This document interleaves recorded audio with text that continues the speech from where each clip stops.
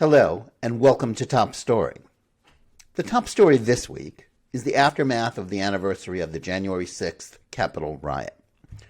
1 year ago, the spectacle of a mob of protesters storming the U.S. Capitol on the day when Congress had assembled to ritually certify the vote of the Electoral College shocked the nation. It was a disgrace, and now former President Donald Trump, who, though he hadn't called for any violence or to tell anyone to break into the Capitol, had helped rile up the crowd at a Stop the Steal rally from which the mob broke away, deserves blame for that and for not speaking out soon enough to oppose what happened. But as bad as the riot was, and it was awful, the decision of Democrats in the following days to inflate it into an insurrection or a coup, and the moral equivalent or worse than the Confederates firing on Fort Sumter or the 9/11 terrorist attacks, turned it into yet another point of contention in our already bifurcated political culture. Over the past year, it has become clear that rather than seek, as President Joe Biden promised at his inauguration, to heal the wounds inflicted during a bitterly contested election, he and his party are determined to pour salt on them and attempt to make the so-called insurrection into a permanent feature of American politics. And the commemoration of the disgraceful events that took place in Washington on the anniversary was a predictably partisan show. In one way, that makes sense for President Biden to try to shift the public's focus back onto Trump because, given his disastrous performance in office on both domestic and foreign issues in his first year, it's the only way he can remind us of why he was elected. But the problems with this approach are clear. Democrats aren't just trying to keep running against Trump with their obsessive focus on January 6th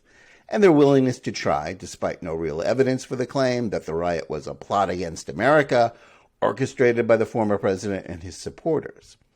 In doing so, and using the partisan House January 6th committee, they want to convince us that all those who asked questions about the 2020 results or wanted Trump to win are somehow responsible for what happened. Rather than defending democracy, as they claim, they are essentially trying to silence opposition at a time when their own incompetence is the main issue. Throughout the year, we've been told that every act of resistance, to use a phrase that Democrats use to describe their own opposition to Trump, to Biden, or even to woke policies like the imposition of critical race theory indoctrination in the schools,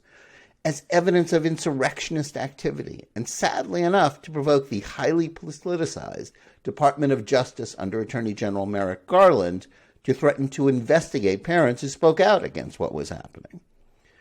Worse, they are trying to use the threat of insurrection to justify their own sweeping attempt to federalize all elections and sweep away the guardrails that ensure voter integrity, including voter ID laws that, contrary to their assertions, don't suppress the vote in the name of voting rights.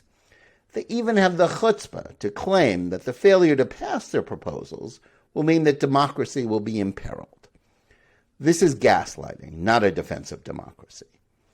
While conspiracy theories about the election are wrong, these are, after all, the same people who spent Trump's 4 years in office floating their own discredited conspiracy theories about Russian collusion in 2016, and were glad when big tech social media companies and mainstream press outlets suppressed legitimate news stories about Biden family corruption. They also cheered when mobs rioted and looted the previous summer during the mostly peaceful Black Lives Matter riots that followed demonstrations that caused far more loss of life and destruction of private property, as well as assaults on government buildings, instances that are more easily described as domestic terrorism than the admittedly illegal acts that occurred at the Capitol on January 6th. And combined with their desire to end the Senate filibuster, a position they fiercely opposed as nothing short of tyranny when they were in the minority,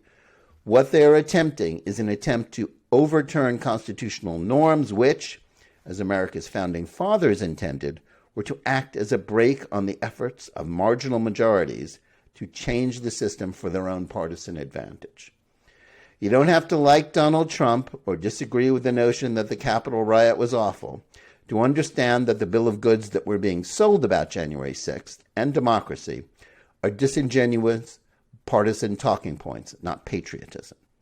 Nor do you have to be a Trump supporter to understand that what many mainstream Jewish groups, like the Anti-Defamation League, the Jewish Council for Public Affairs, and the Religious Action Center of Reform Judaism, have done in essentially endorsing the Democrats' narrative about insurrection, is not merely a matter of supposedly nonpartisan groups acting like partisans.